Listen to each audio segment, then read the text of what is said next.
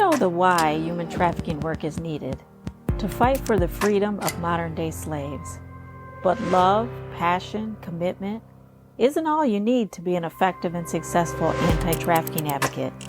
Learn the how. I'm Dr. Celia Williamson, Director of the Human Trafficking and Social Justice Institute at the University of Toledo. Welcome to the Emancipation Nation podcast, where I'll provide you with the latest and best methods, policy, and practice discussed by experienced experts in the field so that you can cut through the noise, save time, and be about the work of saving lives. Welcome to the Emancipation Nation. I'm Dr. Celia Williamson. This is episode 186. Today, I have with me Nancy Hardcastle, and she's been on the podcast before. But what's wonderful about Nancy is she actually is sort of like the wind beneath your wings. Like she helps you to develop PowerPoints and to present and to get your message across, get your expertise across in a way that's clear and concise and compelling. So she really equips social impact leaders to deliver stunning presentations that really compel their audience to take action. So welcome back, Nancy. So happy to have you here. Hey, Celia, thank you. I'm happy to be back. Yeah, and you are so amazing because one of the things that you did for me is you helped me get my message across in a PowerPoint and what I wanted to say and what was too much information. And, you know, it's like we get so engrossed in what we're doing. We know so much about what we're doing. We forget how to make it simple, make it compelling, make it concise. And so that's what you do. So can you talk to us a little bit about the services that you offer and who you're targeting and that sort of thing? Sure. And I just want to say the challenge that you just described is very common, especially if you're an expert, if you've been doing any type of work for a long time. As you said, you're so steeped in that information that it's hard for you to take a step back and remember what it's like to not know anything or to really be a novice in the field. You forget that those words are actually jargon that are used commonly in your circles, but other people don't know them. So that is one of the things that I do is help people to step back and say, no, wait a minute. Let's start from the beginning. Let's imagine that your audience doesn't know anything, or let's imagine that your audience knows some things, but they still need you to take them step by step and help them understand what it is that you know so well.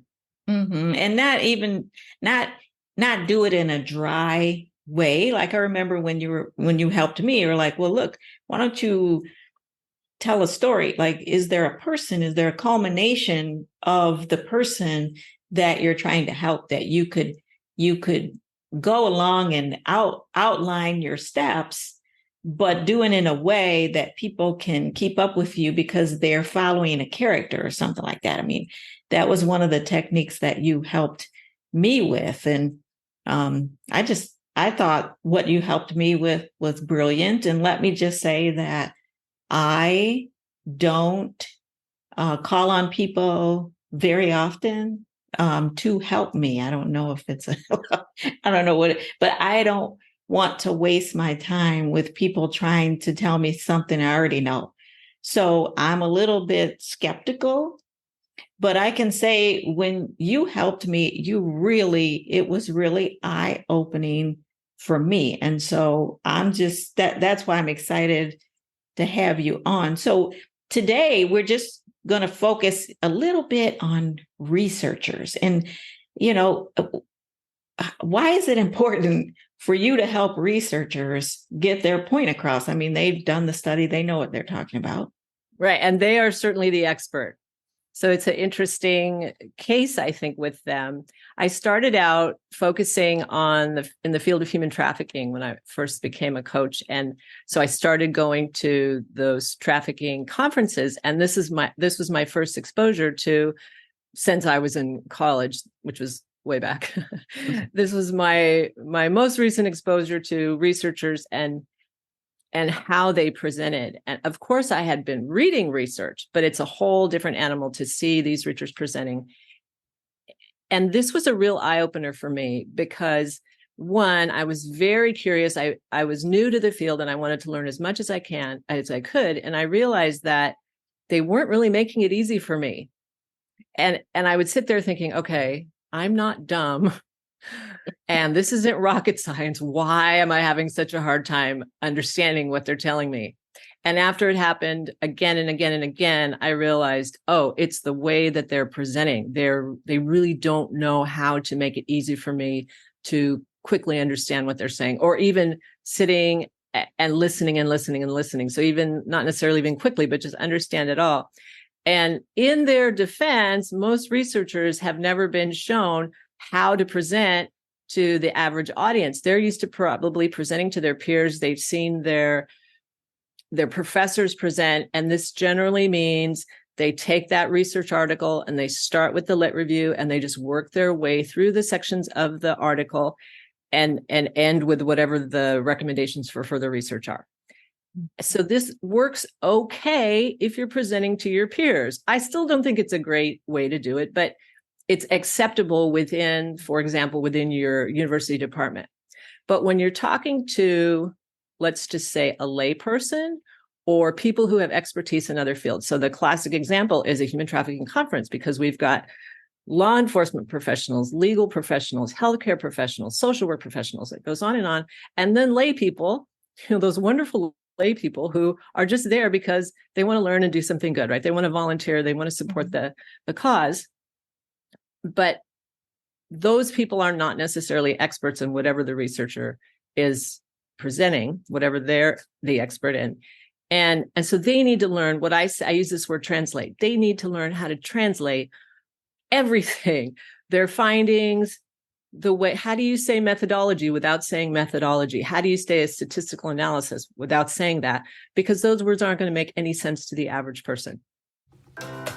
I want to break into the podcast to invite you to celebrate our 20th anniversary with us. Over the past 2 decades, the International Human Trafficking and Social Justice Conference has welcomed thousands of attendees from all 50 states and from 50 countries. We are the largest and oldest academic conference on human trafficking in the world. Our 20th annual conference will be hosted virtually this year on September 20th through the 22nd. You'll have the opportunity to learn from and collaborate with thousands of advocates, researchers, providers, and survivors from across the globe.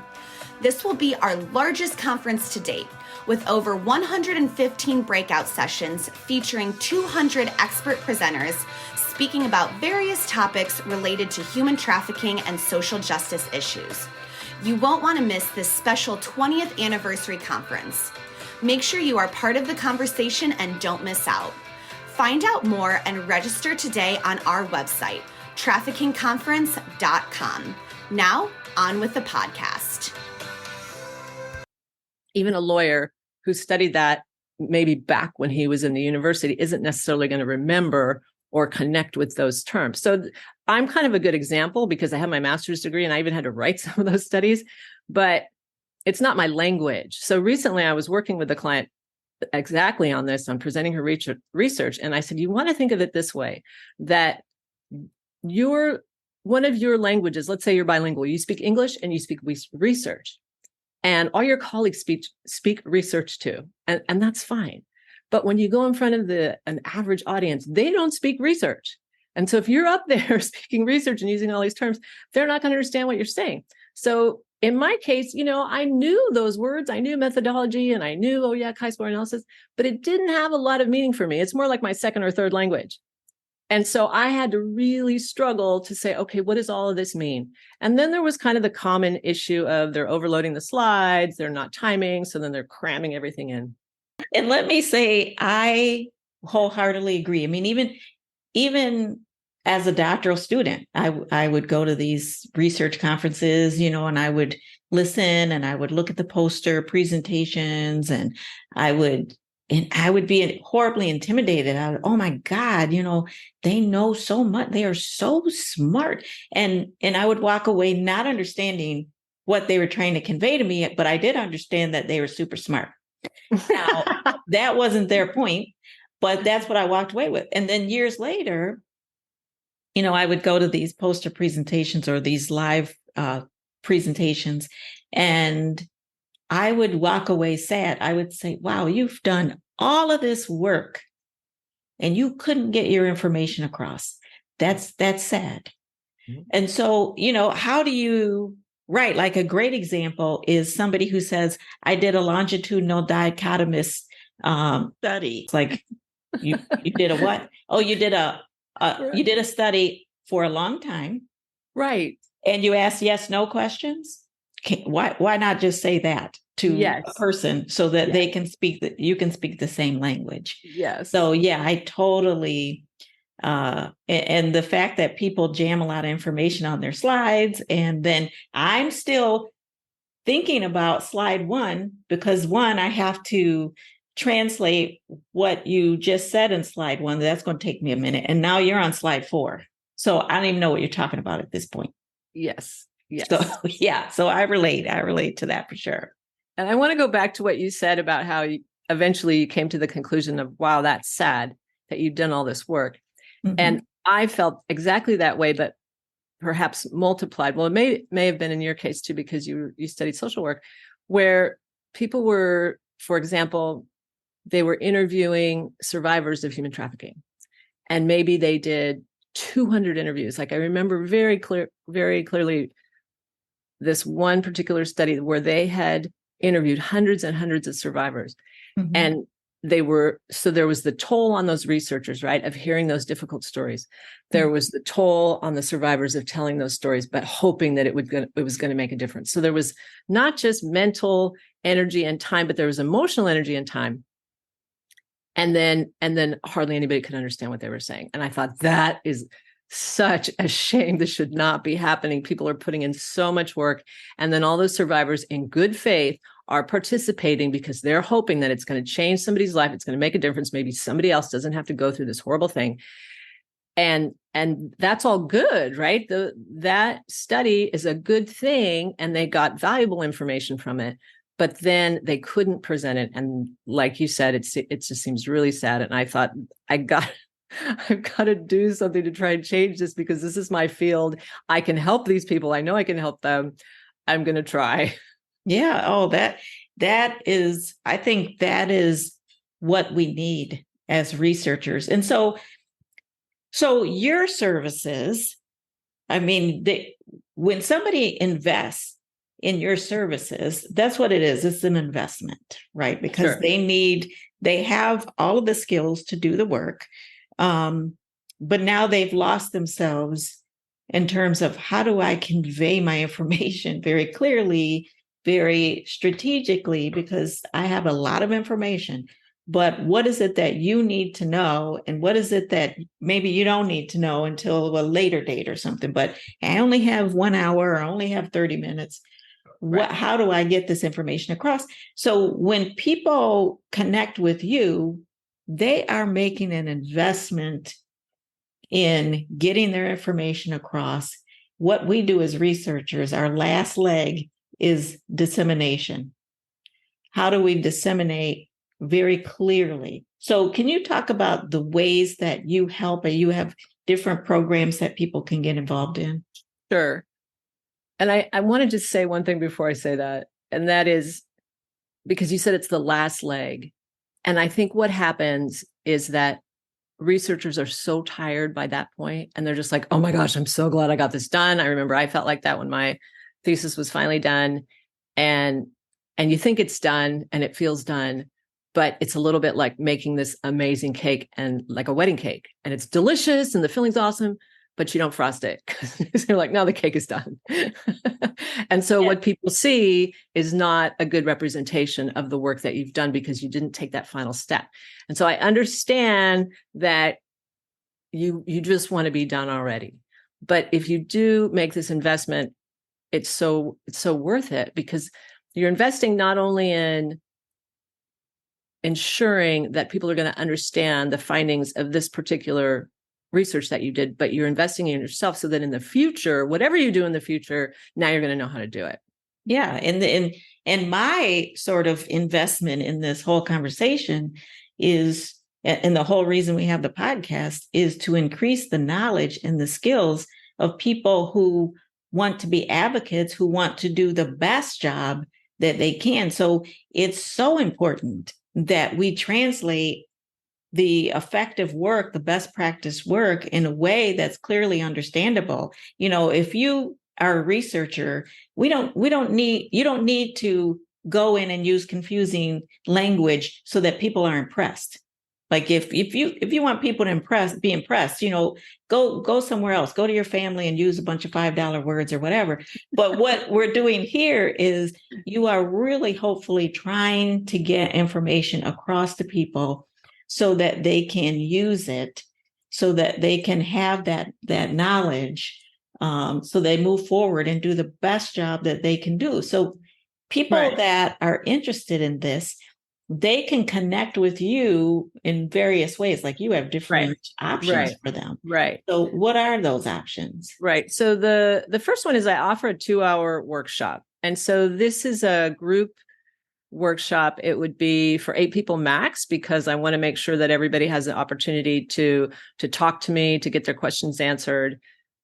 The first part is I teach them this process and of, all right, you have your research done. What do you do now in order to go from I have my article to, all right, I have a presentation that's really going to land well with my audience.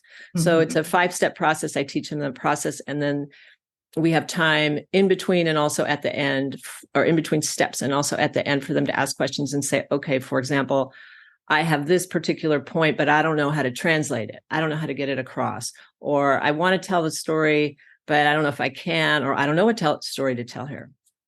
So that's the workshop. And that is $135 US. And see, and I think, to me, that is, I would so invest in that. That would be a no-brainer for me, just because it takes me a few hours to figure out how I want to say something. And sometimes I don't have the feedback from somebody.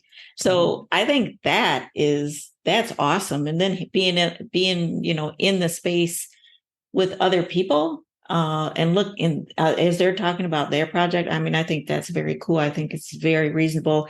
And what else do you have? So then I have a 3-session package, and this is kind of the quick and dirty approach. So I also teach you that process, and I let you have I give you a recording of the workshop, because I have a separate recording where it's just me talking and it doesn't have the Q&A. So it's kind of like a de-identified workshop, so that you learn the basics of what I taught in there. And then I apply your specific research to the process. So I blend the two. How can you with your particular research go through these 5 steps? I like that. And now, do I go to the session with 8 people and then the 3-session course with you, or is this just a 3-session private course with you and me? So you have a couple options. This was something I did recently. I had that event, and there was a doctor from a university and some of her team members, and she came to that, and then she said, you know what, I want more help. And so then I did the 3-session package with her and helped her specifically apply her research. So in this one, I'll make sample slides for you, and I'll give you ideas of, you could tell this story, or you could explain this way. So I am more involved in your specific research, as opposed to in the workshop, it's more general. Yeah, that's awesome. And then for people who want a little bit more, do you have something for them? I do. I have a higher touch 6-session package. And this, I take you through that same process, but I'm also adding on delivery, because those other 2, there wasn't really a chance to talk about delivery. So for people who don't have a lot of experience or who are particularly anxious, I talk about delivery, and then I give you some chances to practice and some chances to record, and I give you feedback on those recordings. And also I'm giving you more examples of your slides, more. So it's just like more of the same. If you feel like, man, I really need more, I'm really lost, or I just would like that help. Yeah, because some people, okay, they got the slides, they're looking gorgeous, but then their delivery, maybe they ramble on, maybe they don't have good inflection, Sure. That kind of delivery. Yeah, I could see people getting nervous. I've seen people who presented or even talked to the news and then, got finished with it and then turned to me and say, I hope that was good. I don't even remember what I said. I was so nervous. Sure. Yeah. So a number of people have that issue. So if people, so the workshop is 135, and then what's the 3 session and 6 session? Right. The 3 session is 600, and the 6 session, I'm wanting to say it's 1250. I'm just like changing my notes on the fly. So we'll say 1250 for now. But I do want to add that I have a sliding scale if you're working in the field of human trafficking. So although that's not my niche anymore, I'll say that I have a soft spot for those of you working in that field. I know it's really tough, and I just want to offer that to you if you're interested in working with me. Yeah, I think that's very generous. And as of at least August 2023, those are the prices today. So I would probably jump on it, because that's probably not going to stay that low of a price forever. But I think an investment like that is something, it's a skill. It's not like they have to run back every time. Okay, now I have this one. Okay, now I have to do this. Right. It's a skill that they learn. That's right. That they take forward and then use it. So I would think that's a great investment. Thank you. And that's really the idea of this process, is that now you know the process, and so you can apply it to your next article. And of course, if you have questions or whatever, I'm open to that. Or if you wanted to say, Nancy, can you just listen to what I have and give me feedback? Can you give me an hour? Sure, I'll figure out something. Because really, the end goal for me is just to support speakers and to support people who are doing good work. So I never say, no, it's not the package, I don't want to work with you. Try to. Yeah. So you'll come up with some package where it can be effective. And with this, are you open not only to researchers, but to people who run programs, people who may be, I don't know, survivors, those types of things? Sure. So pretty much open to any type of speaking that you're doing. It doesn't matter if you're heading up an organization and you need to go talk to your board, or you need to go talk to the community about what you're doing. So I can help you with that. If you're a survivor and you want to tell your story, I can also help you with that. If you're just doing a keynote for a special event, definitely. I think keynotes are really fun. They don't have quite the same requirements as something like presenting research. So definitely can support people doing that. Awesome. And if people are interested, how do they get in touch with you?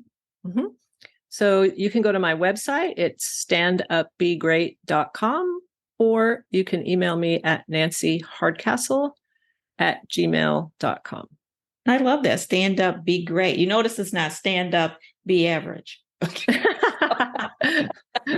I love that. People can come and learn. Even the most nervous person can come and learn to be a great speaker. And I think the prices are very reasonable for what you get. And people say, if you pay for something, that means you will pay attention. So I think it's important that, the service you're providing them is a quality service. And I think the price for what you get is very reasonable. So are there any, maybe a tip you can give us before we end here about people who present or people who write? Sure. Actually, I have a few tips. I'm so glad you asked. So one of the things I suggest as part of this process is that as a researcher, I'm going back to that focus, is that you curate your findings. And what I mean by curate is You look at who your audience is, and then you decide what you're going to focus on, because they might not be interested in those statistical analysis. They might not be interested in the recommendations, but probably if they're a broader audience, they're going to be really interested in what you found and what you think they should do with what you found. So take some time, investigate your audience, and then decide what you should focus on. A second recommendation is create a separate document. The best thing would be a PDF where you're going to put your sources, if you have any resources. A lot of those details that I often say, take these out of the slide deck, it's too much information. But speakers often tell me, but I want my audience to have this. A lot of times they ask me for the PowerPoint because they want these details. So I say, fine, but put that in a separate doc, make it a PDF. Now you can make all those links and clickable in a PDF, because when you're displaying all that information, it's often too small, or they can't do anything with the link on a screen anyway. But you get to have all the links that you want, just put it in a separate doc, and then you can either house it on your or host it on your website, or if you don't have a website, you can say, hey, email me, I'll send you the PDF. Happy to send you the PDF. Oh, that's a good one. So, right, because I know not everybody has a place to host it, but you can easily just have your PDF, and if people email you, you send it off to them. And I know that's an extra step, but it's going to make your presentation so much better because you're not going to have those overloaded slides. And also, I want to mention that on Celia's network, Emancipation Nation Network, you can watch a free class that I did called Public Speaking Jumpstart, 4 surefire ways to improve your presentation. So you can go to Emancipation Nation Network. You can maybe you can tell them, Celia, how to find the courses. Yes, I will. Yes. And then watch that. And so in that, I'll give you general tips. So for example, if you're not doing research, or you want general tips on your slide, or general tips on how to practice, you can watch that. That's for free. And if you still want more, you can go to my website, which is, once again, standupbegreat.com. And I have a free call to action guide. So the call to action is another thing that I really encourage speakers to do, of all types. And they often forget, or they often don't know how to create a call to action. So the guide shows you step by step exactly how to do it. You come out with your call to action. There it is. And then also you'll be, if you choose to stay subscribed, you get to be on my mailing list. I don't send out a lot of things, but I do send out tips for you. And if I'm going to have an event or something you might be interested in as a speaker. So there you have it. Wow, that's a power pack. That's very generous. I mean, I think those are a lot of quality items and tips. And yes, you go to Emancipation Nation Network, you just simply Google those 3 words. You can become a member for free. Once you go in there, just click on the Start Here, link that's very prominently displayed, and then you will see phases. And, the free content is in phase 1 and phase 2, and you'll find Nancy Hardcastle's information there. So it's always a pleasure talking to you, Nancy, and you've been so helpful. Like I said, to me, you've been helpful to people that come to our conference. And of course, we have a commercial, we had a commercial in there about our conference during this podcast, but you've been helpful to people that present at the conference. And so just always a pleasure talking to you. Thanks so much, Celia. I appreciate all your kind words. And I'm so happy that you found so much value working with me. It makes me happy. Absolutely. That was Nancy Hardcastle of Stand Up, Be Great. Look, if you're doing a presentation and you've done all of this work, or perhaps you have lived experience and you survived through that experience to thrive, but can't get your point across clearly, this is not a given. This is a skill. And so the final leg to let people know what they need to know, to share your expertise, and do that in the clearest way, the most concise way possible, the most impactful way. And so, just like me, if you need this service, reach out, become clear on what you need to say so that your audience receives exactly what you intended for them to receive. Until next time, the fight continues. Let's not just do something, let's do the best thing. If you like this episode of Emancipation Nation, please subscribe and I'll send you the weekly podcast. Until then, the fight continues.